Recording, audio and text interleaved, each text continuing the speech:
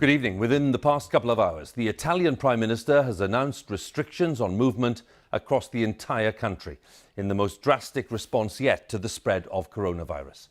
The measures include a ban on all public gatherings and all schools and universities will be closed.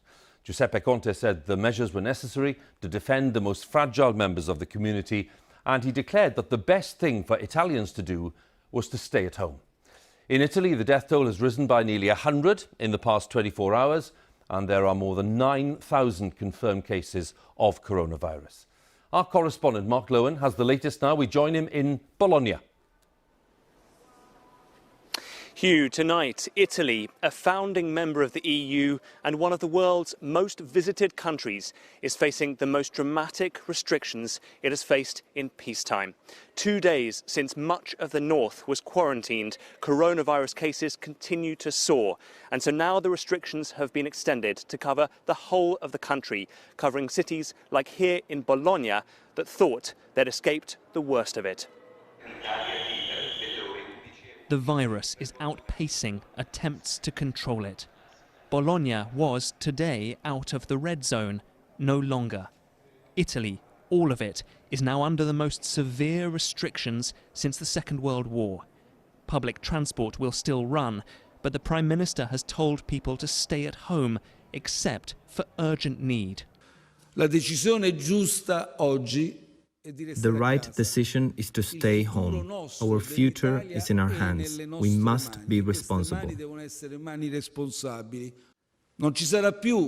will be no more red zones, no more zones 1 and 2. The entire Italy will be under protection. We will avoid movements across the entire country. Applying for false permits to move around will be a criminal offence. Schools and universities are closed until early April. All sports matches are cancelled. Italy is now a laboratory for how to stop this virus and ease the pressure on doctors like Elena. It's an emergency situation. I may be asked to work in a department where there's more need. We've never faced anything like this, and we're not ready. One of Europe's best health systems is creaking under the weight, seriously short of space in intensive care. All medical staff leave has been cancelled.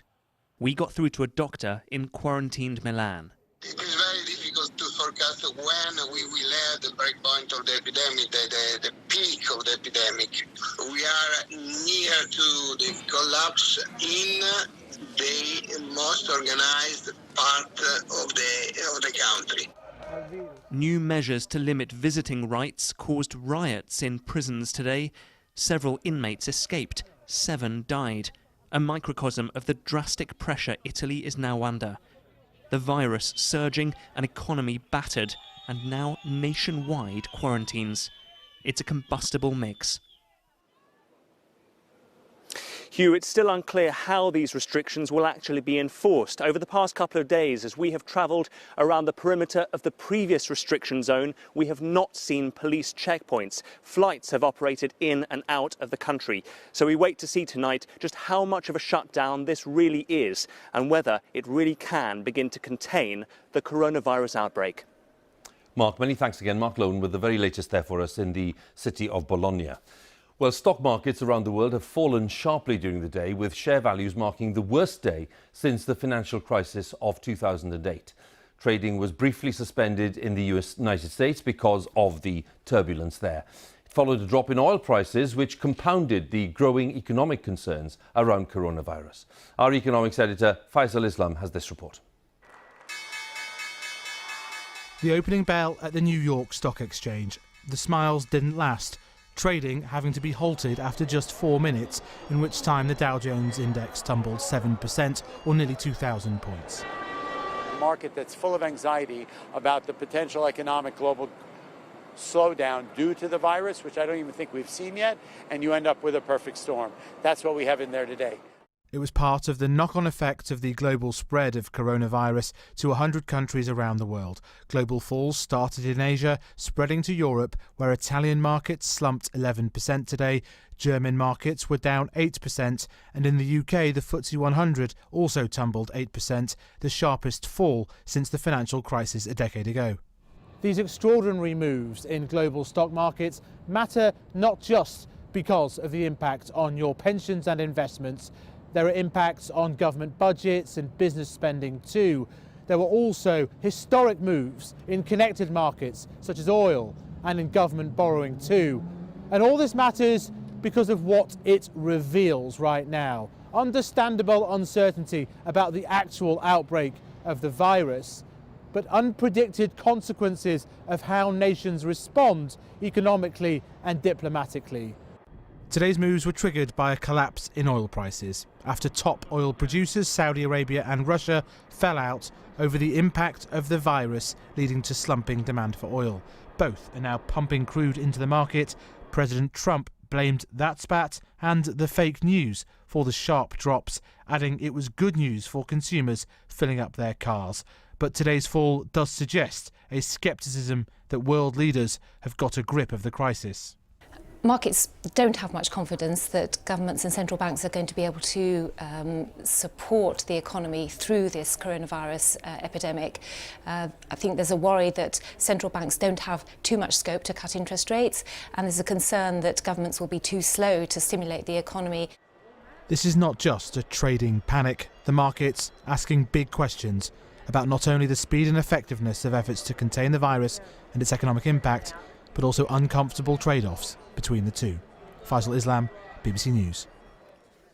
Well, earlier this evening, Israel announced that all travellers entering the country would be required to quarantine themselves for 2 weeks to try to limit the spread of coronavirus. The Israeli leader, Benjamin Netanyahu, said that it was a difficult decision, but the measure was essential to safeguard public health, he said, and the decision will apply to foreign citizens from Thursday. Here in the UK, a fifth person has died of coronavirus on the day the government outlined the latest stage of its response to the crisis. The chief medical advisor for England warned that anyone showing even minor signs of respiratory tract infections or a fever will soon be told to isolate themselves for 7 days. It's the next stage of tackling the outbreak, which is set to spread in a significant way within the coming fortnight. As of today, there were 319 confirmed cases in the UK. Almost 25,000 people have been tested so far. Our health editor, Hugh Pym, has the latest. Tonight's message from Downing Street: events may be moving fast, but they're taking their time, working out the right types of intervention to be used to try to stem the tide of the coronavirus. While it's absolutely critical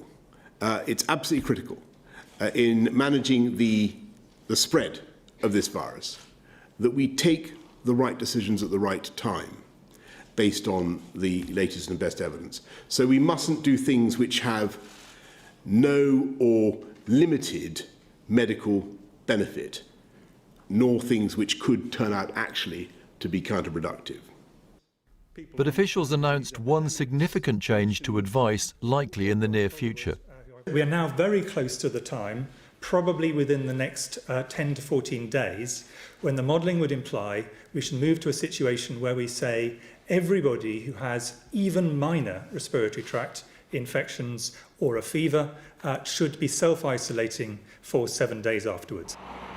2 more patients in the UK have died with the coronavirus, one in their 70s at New Cross Hospital, part of the Royal Wolverhampton Trust, the other an individual at the Epsom and St Helier Trust. Both had underlying health problems. Elsewhere in Europe, Italy faces a huge challenge with the whole country now effectively under quarantine. But other countries have seen a surge in case numbers. In France, there have been more than 1,200 with 19 deaths. There's now a ban on all gatherings of more than 1,000 people. In Germany, case numbers are above 1,100 and 2 have died. The government's also considering stopping large public events. Spain has seen nearly 980 cases and 25 deaths. Madrid's authorities have closed schools and universities for 2 weeks. One expert told me she thought the UK's response, without any such bans or closures, was well judged so far, but the European figures could be a sign of troubled times ahead. These are countries that we would anticipate as being able to contain a virus like this, or at least this kind of spread of infection. So it is concerning that they've struggled to do it, and I think it suggests that once there is the development of ongoing person-to-person transmission within a country, it becomes much harder to stem the tide of this infection. Off the Californian coast, a cruise ship carrying some people who've tested positive for the virus headed for port. The mood of more than 140 British passengers and crew was much improved. They've been told they'll be tested, and if there are no symptoms, will be allowed to board a special flight set to get them back to the UK on Wednesday. Hugh Pym, BBC News. Well, a number of major sporting events have now been postponed because of the virus. France has called off its Six Nations rugby match against Ireland in Paris, and Italy has postponed its game against England in Rome.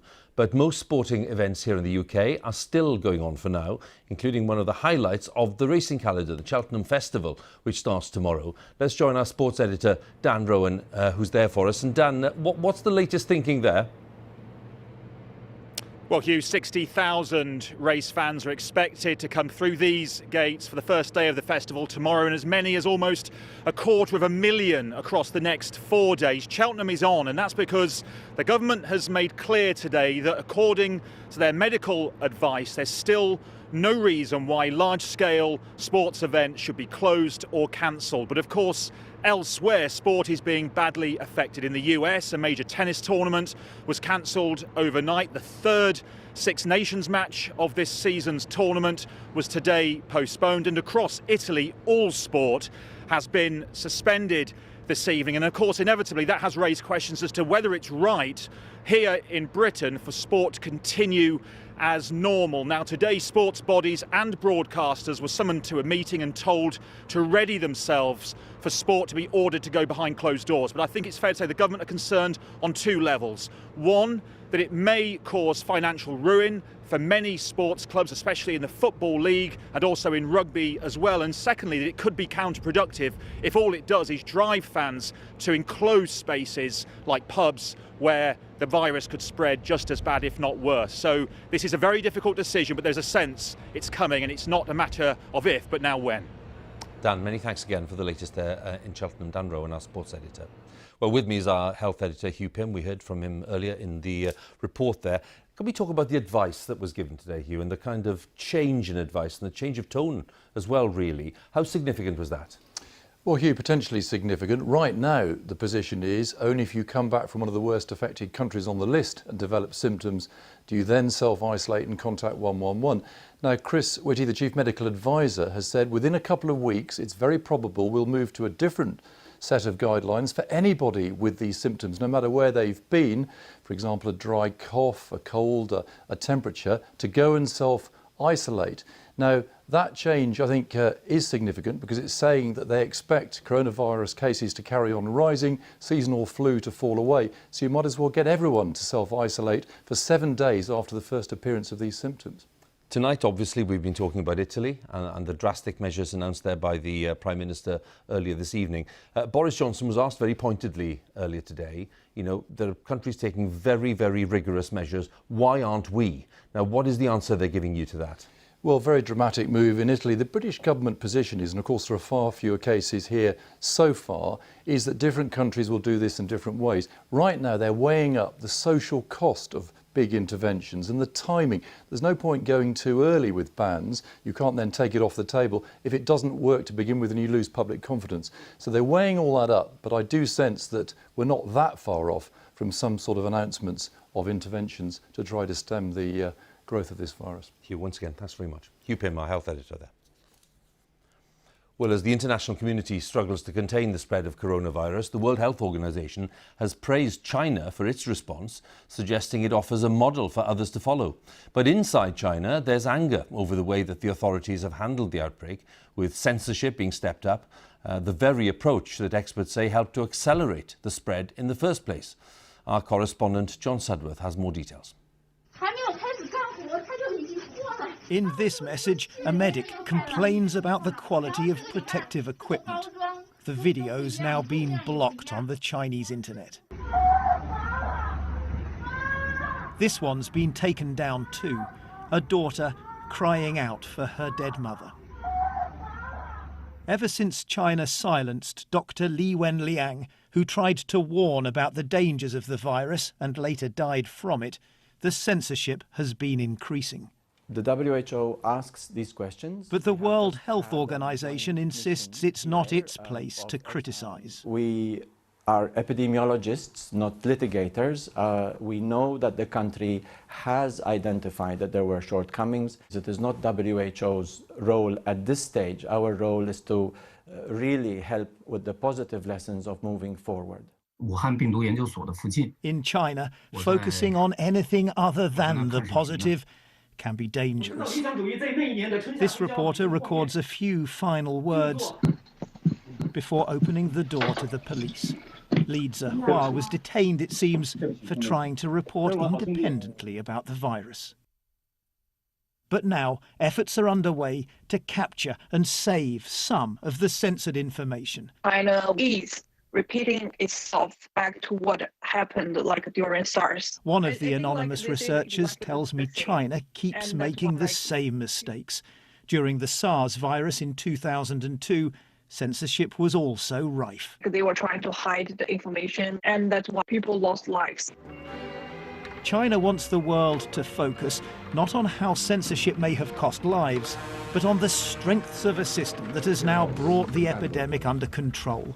And the WHO seems to agree. What do you think of the criticism that China's political and economic clout makes it very difficult for the WHO to criticize? There is a large epidemic happening. We have seen how, through a concerted national effort at the top level of government, has flattened that epidemic and gained the time for other countries to learn those lessons and not to have to face that same issue.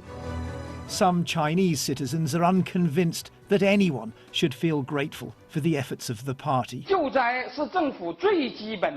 A point being made by the professor in this video. It's been blocked. John Sudworth, BBC News, Beijing. And you can keep up to date with all the developments concerning the coronavirus outbreak, including the symptoms to look out for and lots of background and scientific expertise as well on the BBC News app and on our website bbc.co.uk.